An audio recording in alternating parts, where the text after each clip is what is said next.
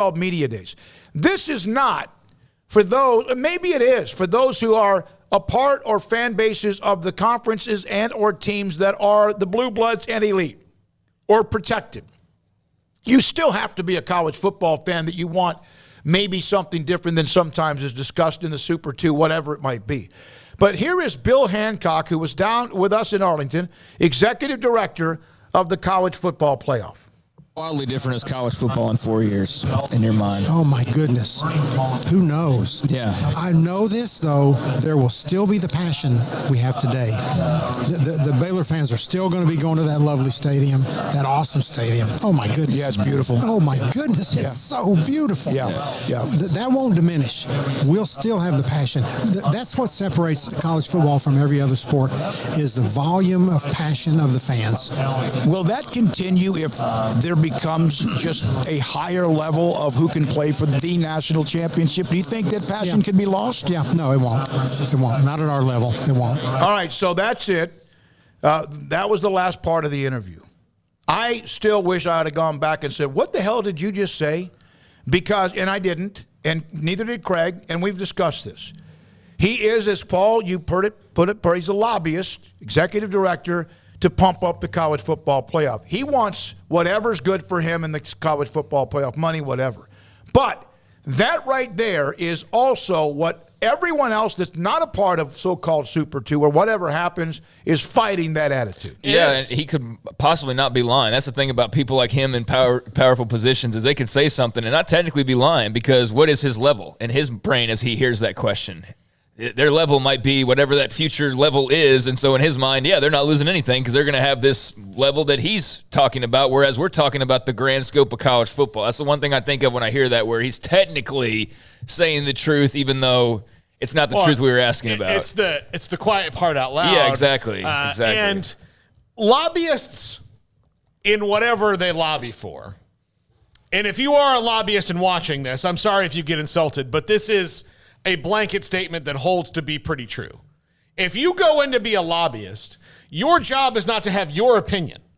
Now, you might share the opinion of your lobby, but your job as a lobbyist is to pump the opinion of whatever your lobby is, whether it's the college football powers that be, like Bill Hancock does, tobacco, broccoli, medicine, whatever. Your job is to go lobby people, whether it be politicians, school presidents, voters, whatever it is, that be to your side by saying those things. So when Bill Hancock says that, all due respect to him, but as a lobbyist, his job is not to be Bill Hancock, independent thinker.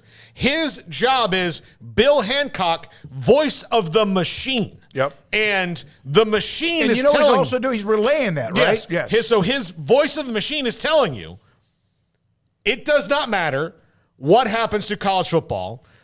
You will watch it. There will still be passion. You will just re-energize it into what we tell you to re-energize it into. We are the machine, and our word is final. You are a drone or the sheep to what we tell you should be. Yeah. So there's just not enough of you that we're worried about leaving that it's going to really affect the 15 million that watch Ohio State on a regular basis. All right, let's run that again. This is Bill Hancock, the executive director. We probably should have done much more with this when we did. We had an incredibly crowded schedule when we were in Arlington at Big 12 Media Day. I just have to mention this for posterity's sake, but because I know most people at this point don't care about pro wrestling, but Vince McMahon just tweeted out 15 minutes ago that he's retiring. He's in the midst of a scandalous investigation. Yeah, I have to mention that as it's happening, just for my own sanity. Time for me to retire. Thank you. Yeah, that's interesting. All right, back to to Bill the clip. Hancock yet again. Wildly different as college football in 4 years in your mind. Oh my goodness.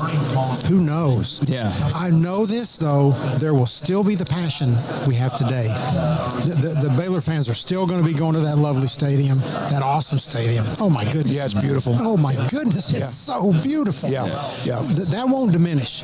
We'll still have the passion. That's what separates college football from every other sport, is the volume of passion of the fans.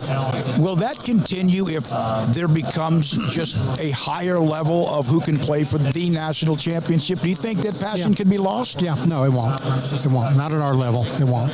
All right, so if you are not Big Ten, SEC, or you're not maybe 8 or 12 others, You agree with that? Will you go to the games as passionately as you? I know there's Division III, Division II, the NAIA, whatever. I don't even know if that's even alive anymore. But JUCO, whatever. Will you? Well, I don't know. I mean, it's hard sometimes for stadiums with teams that are incredibly good right now that are not a part of that to fill them. There's a bunch of people that live on that campus that don't feel like it's worth walking 5 minutes to go watch the Big 12 champs play. So, if they're not even competing for Big 12 titles and they're playing, Stephen F. Austin, sorry to say, because, my parents went there, but yeah, you're going to get a bunch of casuals who do not give a damn about. I mean, that's the thing is college football's got its diehards and it's got its passionate fans, and there's a lot of them.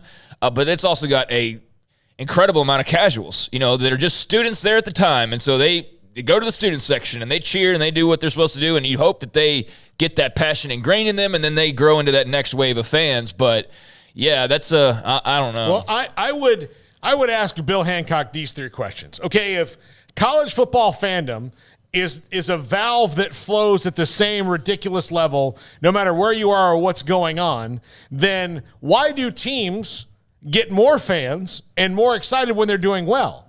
If the faucet runs at the same speed all the time, it should not matter how good or bad you can do it. And that's with teams having a chance. Look, we're making jokes about Vanderbilt getting a vote in the poll, but Vanderbilt has a chance, right? So Vanderbilt could. Maybe this guy is onto something, and Vanderbilt has this secret roster of super studs that we've never heard of and wins the national championship this year. Guess what's going to happen around Vanderbilt football, who's never even won a conference championship? People will get more excited than they are now. There will be a facilities announcement. Exactly. There will be, their ticket package. Yeah. So now let's go ahead and take away, because look at good teams that, or teams who were good in a bygone era that aren't anymore. Look at their attendance. Is the passion still there when you fired 3 coaches in a row? No, there's not. The attendance isn't still there. It dips. So again, the passion is not an ever-flowing thing. The other thing is, if you do have the most passionate fan base, and that is one thing I do agree with it, college football fans are passionate. They've been asking you one question for a long time, dude, and you will not abide a passionate fan base, because you're also telling it, we don't care what you think. We know what's better for you. All right.